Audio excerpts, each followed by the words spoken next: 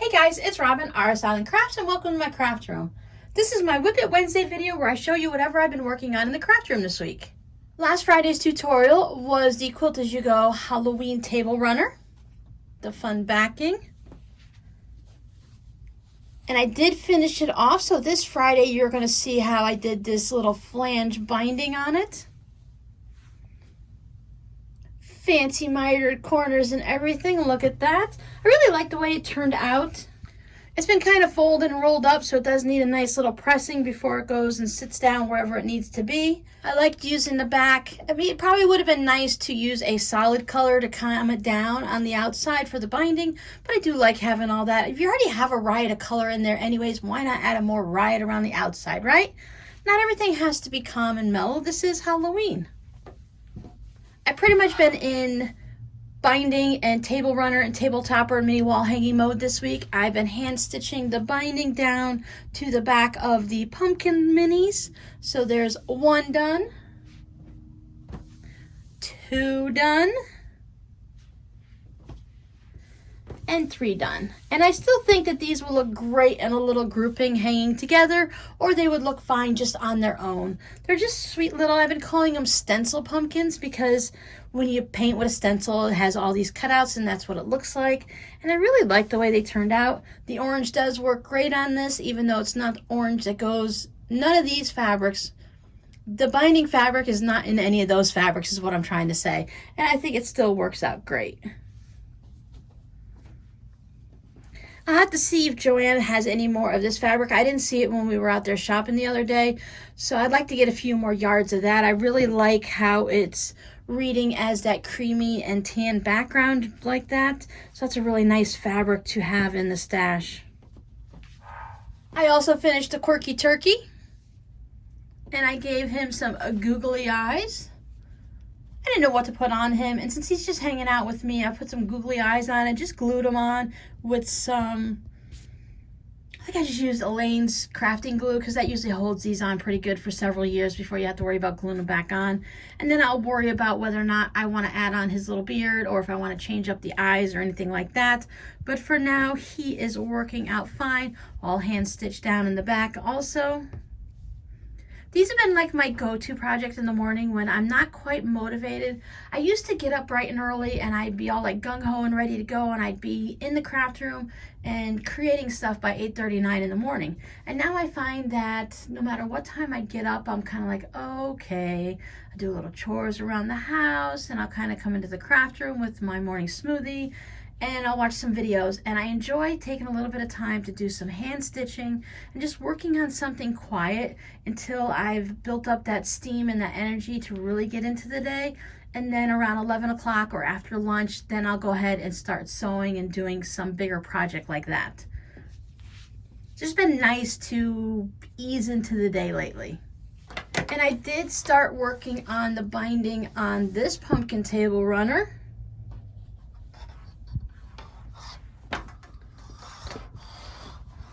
You know, it does take a little bit of time to get it hand stitched down, and I know I haven't been going as fast as I usually do because I've just been kind of enjoying it. So I started down there and I got all the way over to here in about 45 minutes this morning. It still has 3/4 of it to do probably, but you know what? It'll get done. And as I'm not going super fast trying to rush it, I'm able to enjoy the process. Let's look at something a little nicer. I can enjoy the process, and the slower I go, the less mistakes I make. Or I catch my mistakes quicker. Because I do check every stitch or every few stitch just to make sure the thread hasn't come to the front. Now this one's not too bad. I'm using this same quilting thread to do the binding.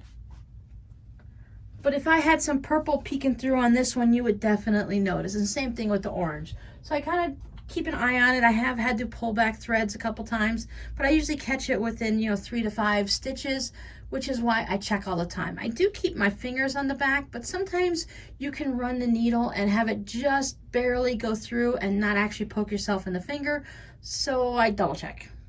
Now besides these, I have done a little bit of knitting at night. I didn't bother bringing it over because I've got maybe almost half of a dishcloth knit in the same colors as the last time, and I've been working on that special cabled hat.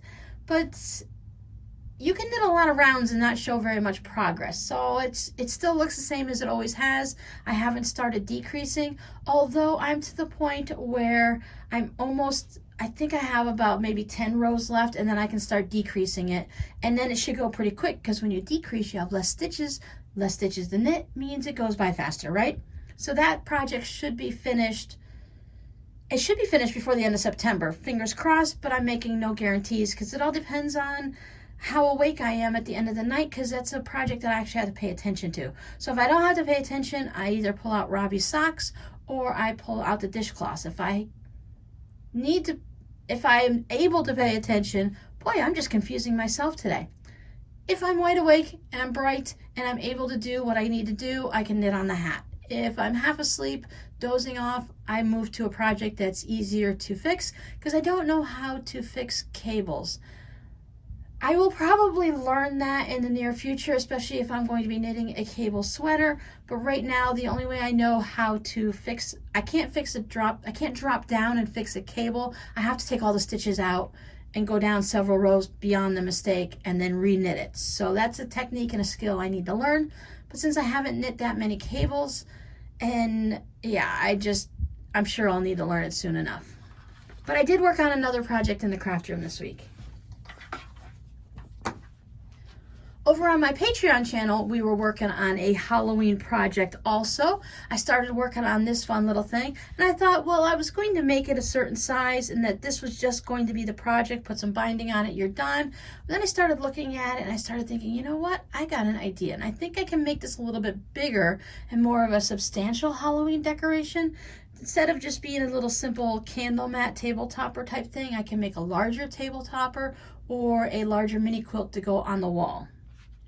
So I started playing around, and I thought it would be fun if I've made lots of this. I thought if I put some of it over here and some of this over here, then I would be able to extend the size of it by a good 10 or so inches. And then on these sides, on opposites, I would put this.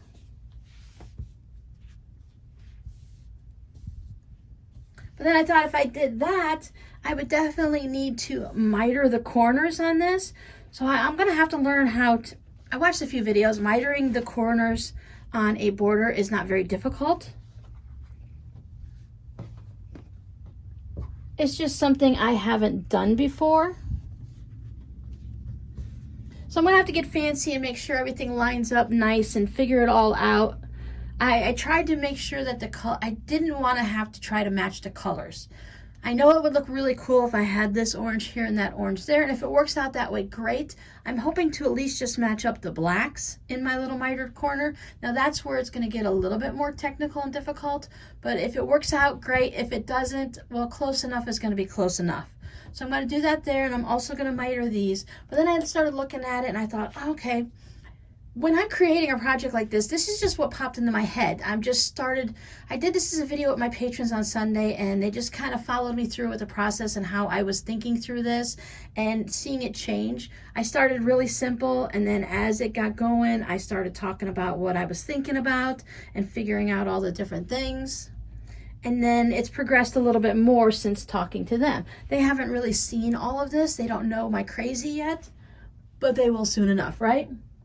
But I thought, well, maybe I'll add some inner borders, whether I do black first or a color, or I might do black, the green, and then, or I could do, I don't want to I could do a green, an orange, a yellow, and a purple on all the different sides, but I think I want to just stick with one color all the way around. And I pulled the green because I already have a lot of purple going on, and I could probably pull the purple out, but I thought it might be good to pull out the green in the different areas there, and because I thought orange and yellow would be too much. And I could pull out this one. This is kind of a dark teal color. So I thought, well, maybe I'll go this way. Then I would have the black against this.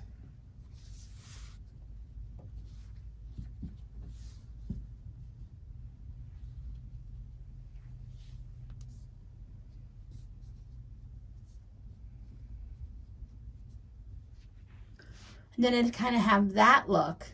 So then I'm like, I don't know. Well, maybe I do need to have an inner border for a black, right?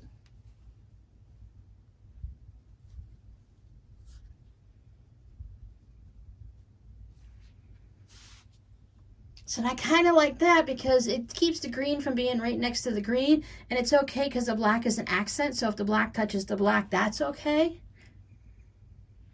But now that I'm looking at it through the camera, I'm thinking, well, maybe I do want to have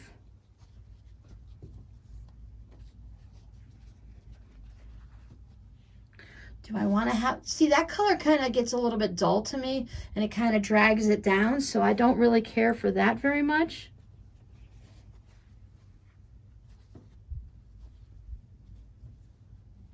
Oh gosh, I think I might have to go with the purple because the green just pops so much more and kind of really sticks out. I kind of like how that purple blends in. So this is just basically what I was doing over on Patreon this weekend. I was kind of going through that whole process, trying different things out and thinking it out. And this is going to be a little bit larger than I expected it to be. I may be able to actually turn this into, well, I don't want to really go into a lap size. I'm really going to be done at this point. I don't want to add any more borders to it. So this is about 14 inches. This is going to be cut down and trimmed down to about 5 inches. I might go a little bit narrower. 5 looks like it might be a little bit large. Once I trim it up to 5 and see how it looks, I'll go from there. Because then I'll probably change to that purple, but I think this is going to add about 2.5, 3 inches to it. So 14 and 3 and 3 and 5 and 5. I mean, that you're getting up there pretty big. I guess 30 or so inches isn't too bad. I think you can go for a mini quilt all the way up to about 36 inches as, you know, one of those small baby sizes. And that would still work out pretty good hanging on the wall. But this is what I spent my day off on Sunday doing. In between, I had to run a couple errands. My daughter was making cookies and stuff, and she ran out of parchment paper. And then, you never know. I mean, the stores didn't have parchment paper. I thought it was kind of funny because she was looking in my cabinets one day because she likes to see if I have anything kind of good to snack on when she comes over. And she's like, Mom, why do you have 4 boxes of parchment paper? Are you going a little overboard there? I'm like, no, because I pick them up at the Dollar Tree for $1. So they're like 25 feet, 15 feet. There's not a lot of parchment paper in the roll, but I mean, you're only spending $1, so it's not too bad. And I put it down whenever I'm cooking anything. I wrap my fish in it and make a little pouch out of it. I put it down when I'm making quesadillas in the toaster oven, or if I'm cooking pizza or whatever. I like to lay it down to keep the pans clean, and I used to use it for making cookies all the time like she wanted to do.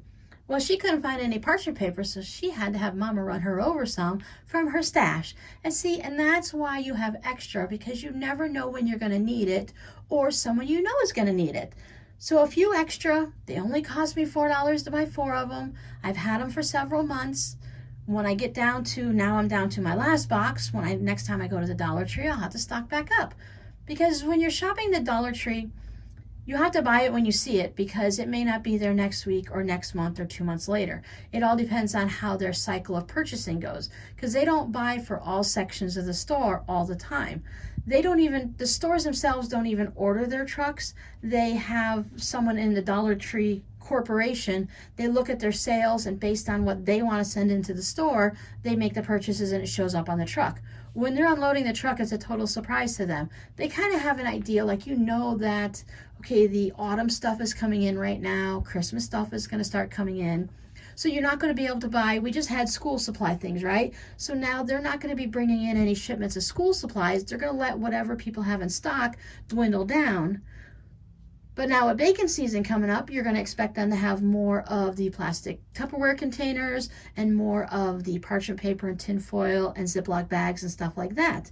But you're not going to see them stocking up on a lot of the different areas, like maybe in the hair care aisle and all the brushes and ponytails. They only majorly stock certain areas, and then the other areas they only bring in as needed. So if they have enough for the next week or two, they're not going to stock it up. So it's a really interesting trend to follow with them, to figure out the cycles. And then once you do, it's kind of easy to know ahead of time and how to schedule your Dollar Tree shops, your shopping days to get what you need. But anyway, I stock up on things. I'm in the stock up mode like a lot of us are right now, and I just like to have a few extra things so that I don't have to run to the store all the time. Even though it's only 1.5 miles from my house, I could literally run to the store. Well, why bother if I don't have to, right? Anywho, this is what I worked on Sunday. My daughter interrupted me a little bit. I had to bring some stuff to their house for Robbie anyways. Oh, I made masks for Robbie. That was the other thing I did. I'm going to pop up a little video right here. So my youngest Robbie, he is now working at Target instead of the bar restaurant. Much better money and much better guarantee of hours. Well, you know, there's never a guarantee of hours, but more opportunity for hours. He's working in the deli type area. I don't know what he called it, but basically it's a deli where you can get your potato salad and your cold meats and all that stuff. So he has some Legend of Zelda and some big bright flame masks and stuff that I made for him. But just in case they have any type of issues, we decided to go with some black. And while he first put the mask on and it looked good, as we went shopping the other day at Target of all places, I realized that he needs a bigger mask. So I used the same ones I did for my oldest Justin. This is the Craft Passion mask that I just made as an extra large. He definitely needs longer elastics because otherwise it's scrunched up here. And then it was hard to stay on the nose and the chin. So normally I go with 7 inches. The last mask I made, I went with 8 inches. So this time I went 9.25. That way he can tie a knot and make the knot as big as it needs or as small as it needs. Cut the extra off, leave the extra. I make my channels are a decent sized channel so that it slides in. And if it doesn't, well, then it can just stay at the top. You never really notice it anyways. And as you can see, I just used some of this crackled looking fabric. I don't really care for it much in a quilt, just based on the colors. They're a little bit darker than you see, and then it has this blushy color in there. I don't know. In large pieces, it doesn't work for me, so I'm using it in the inside of masks. It works great for that, and it's nice and soft. So now that should take care of everyone until Robbie loses his or something, and the other two are in good shape. I still haven't made new masks for myself. I have one. Well, I have several. Yes, of course, I have several. But I have one that I really like. And like when I went out shopping with Robbie on Wednesday, I wore it. And then on Friday, I wanted to go grocery shopping. I did go grocery shopping. And the mask hadn't been washed yet. So I'm like, darn. So I had to wear one of the ones that I didn't quite like. So I need to make some more for myself eventually. I prefer the rectangular ones with the pleats for myself. This style, while I thought it was great when I first started wearing it, it doesn't want to stay on my nose and chin as easily. And with the pleated version, it just tucks under my chin so nicely. And it sits underneath my glasses right up by my eyeballs so they don't fog up as much. So that's what I'm going to do for myself eventually. So he's now working at Target. He left working from a bar restaurant combination where he was only making a bit over minimum wage. Target tends to hire down here at $15 an hour, which is really, that's a high paying job in this area, in this tourist area. $15 an hour is really good. I don't know how it is in your areas. And you know, I don't even, to be honest with you, I'm so out of the loop. I don't even know what minimum wage is anymore. I know it's somewhere around 8 something. I want to say it's something random like 8.46, but like I said, I'm totally out of the loop. I don't base wages off of minimum wage. I don't hire people like that anymore like I used to when I was a manager at Wendy's and such. So anyway, he is now working at Target, and his wild and crazy mask that he could wear in the kitchen of the restaurant is not going to work when you're out and seeing the public faces. So I made him those black masks so that if they complain about his Legend of Zelda and his flames, then he'll have something anyways. Plus, as I said, I think I mentioned it in my little video there, that the masks he had fit Miranda really great, but they don't fit the boys. So I made him the larger version like I made for Justin, and it fits him perfectly, he said. By the time you guys see this, I don't know if it's going to be relevant anymore, but all of you guys in the Gulf Coast state areas, please be careful with these hurricanes coming through. I put a little note up in the community tab. If you want to check in and let us know that you're safe after all these storms come through, or if they haven't come through to you yet, please feel free to go ahead and comment there. We're going to keep an eye on you guys and make sure, I mean, I can't keep you safe, but I do like to know that everyone is okay and that your houses have survived and that the flooding is not too bad. We got really lucky here in Florida. This high came down and kind of buffered us and blocked us. And that's usually what happens. Either a low will pull the storm into us or a high will block us. So we got really lucky and we're missing this storm. And by the time Hurricane Laura gets through doing what she's doing down in Cuba and Puerto Rico right now, as of Monday morning, I think that's generally where she's at. When she hits the Gulf of Mexico, she's going to go ahead and power up over those warm waters. And then she's supposed to head straight to Louisiana. And then, what's the other one? Mark or something like that? Something with an M. He's headed up towards Texas and everything like that. So everyone, please just be safe. And if they tell you to leave your area, I know how hard it is to evacuate. But you guys know how low-lying you are down there in Louisiana and such, that if they tell you to evacuate, please go ahead and listen. But remember, grab a craft project to take with you because you're going to need something to help ease your stress while you're waiting for all of this stuff to go through. So I hope everyone is doing well. I hope you're doing something crafty, and I'll see you guys next time. Bye.